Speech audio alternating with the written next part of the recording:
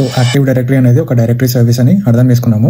ఈ directory service లో ఉన్న డిఫరెంట్ కంటైనర్ ఆబ్జెక్ట్స్ అనేవి ఏందో తెలుసుకుందాం. ఫస్ట్ ఆర్గనైజేషనల్ యూనిట్స్ అంటే ఒక కంటైనర్ ఆబ్జెక్ట్ ఒక కంపెనీలో ఉన్న ఆర్గనైజేషన్ స్ట్రక్చర్ ని బట్టి administrators different organisational units create చేస్తారు. దీంట్లో డిఫరెంట్ గ్రూప్స్ క్రియేట్ చేసి ఆ గ్రూప్స్ లలో యూజర్స్ ని యాడ్ చేస్తారు. సో దాట్ టీమ్ ని బట్టి డిపార్ట్మెంట్ ని బట్టి యూజర్స్ కి పర్మిషన్స్ అసైన్ చేసుకోవచ్చు. ఒక ఎగ్జాంపుల్ తీసుకుందాము.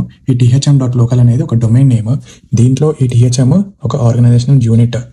కంపెనీలో ఉన్న డిఫరెంట్ డిపార్ట్మెంట్ కి బట్టి డిఫరెంట్ ఆర్గనైజేషనల్ యూనిట్స్ క్రియేట్ చేసినాము.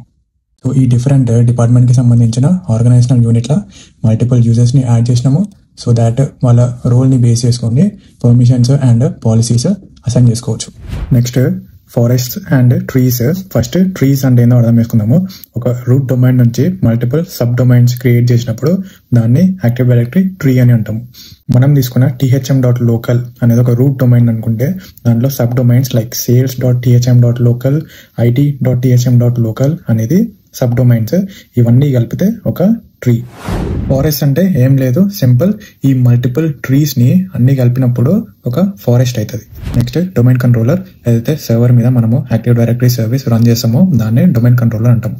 THM.local కి కావాల్సిన డైరెక్టరీ సర్వీస్ మనము AD Basics అనే ఒక సర్వర్ మీద రన్ చేస్తున్నాము. సో అది ఈ డొమైన్ కంట్రోలర్ అనే ఆర్గనైజేషనల్ యూనిట్ లా చూపిస్తుంది.